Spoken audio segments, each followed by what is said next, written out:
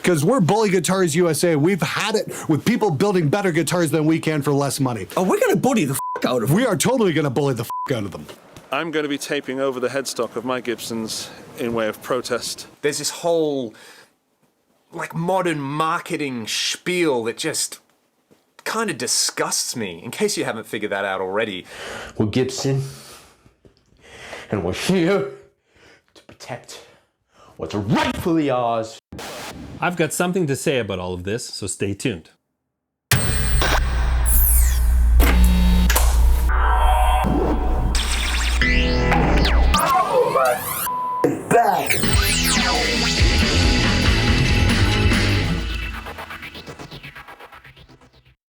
Hey fellow Lonelies, welcome to this installment of the Lonely Rockers Journal, the place where I rant or enlighten on topics related to the creation of music. Hey everybody, Mark Agnesi here for Gibson Guitars. And today I want to take a few minutes to talk to you about originality and what it means to play authentic. I'm a little late to the party on this whole Gibson Play Authentic thing, but I've spent the past month playing, reviewing, and making videos on the new Gibson lines. The links to those videos are in the description, so make sure to check them out if you haven't seen them. I've also been fighting a nasty cold for over 3 weeks now, so I'm a little bit irritated as it is.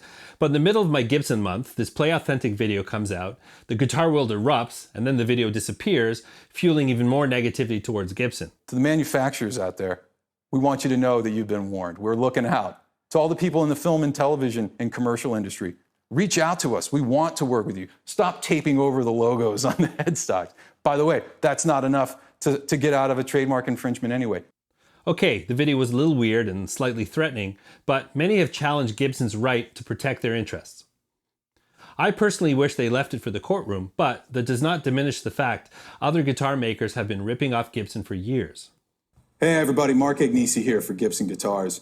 Mark Agnesi here for Gibson. This will save you the possibility of busted kneecaps from the guitar mafia. They're coming after you. They'll find you! They'll find you! They know where you live! It makes me feel stupid that I like Gibson. I'll be completely honest with you. Look at all this. All these guitars. Copying our designs, our dreams, our hopes, and building them better than we can at a lower price. Social media has erupted with parodies and shots towards Gibson, and there have been a ton of personal shots at Mark Agnesi. Is that really fair? Hi, I'm Muck Agnesi, and I wear leather jackets indoors because I'm a f***ing prick. I met Mark during a visit to Norman's Rare Guitars a couple of years ago. He's a great guy, very passionate and knowledgeable.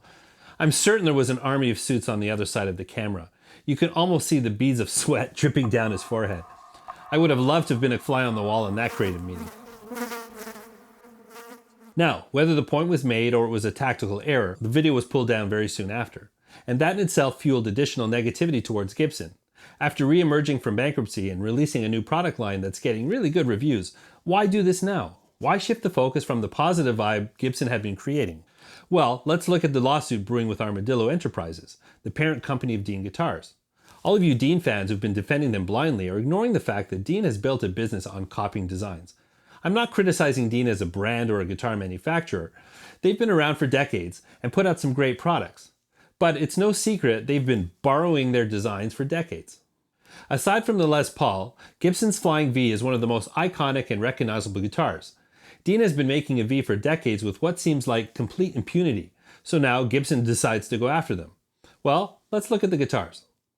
Aside from Dean's inverted headstock, their V is pretty damn close to Gibson's. I mean, look at it. Next to this 1959 Carina Flying V, the Dean looks like a complete ripoff, right down to the position of the jack and the control knobs.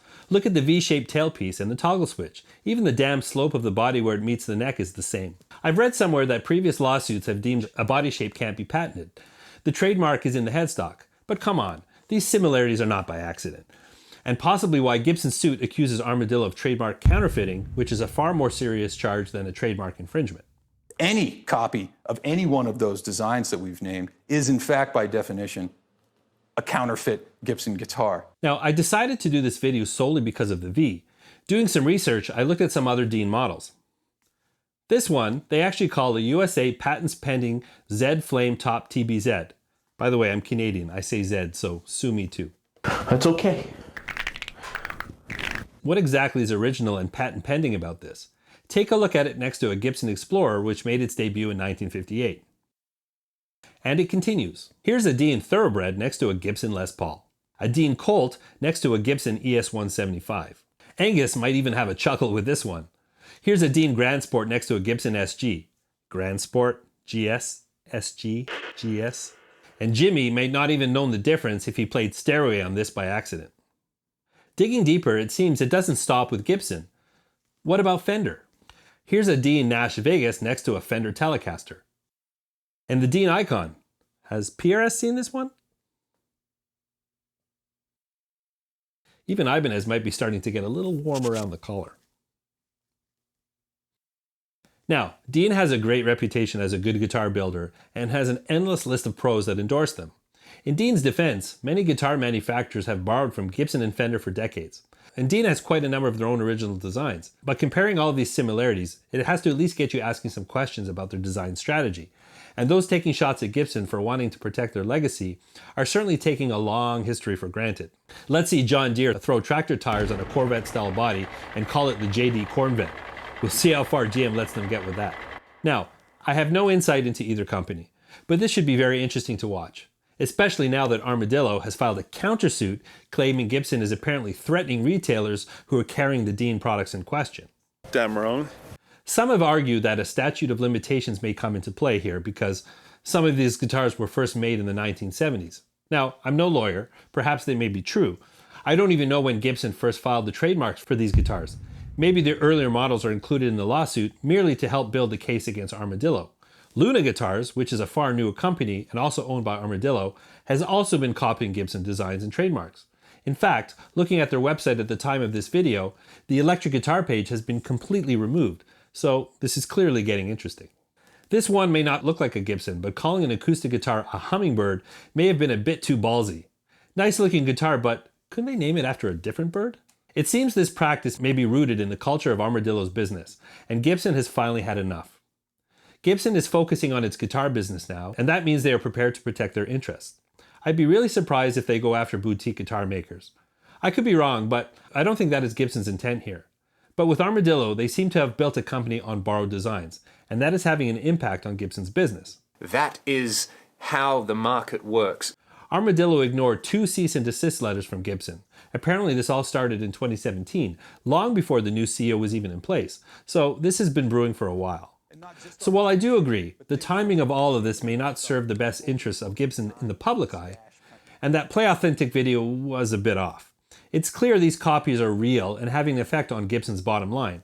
So for all of you who are quick to criticize Gibson, I think you're ignoring some obvious facts.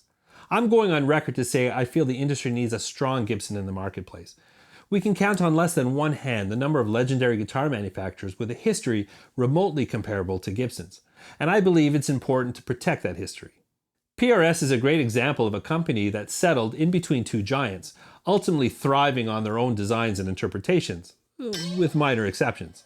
All big businesses were once small, so suggesting you need to cut the smaller manufacturers some slack is short-sighted if they are blatantly copying trademark designs.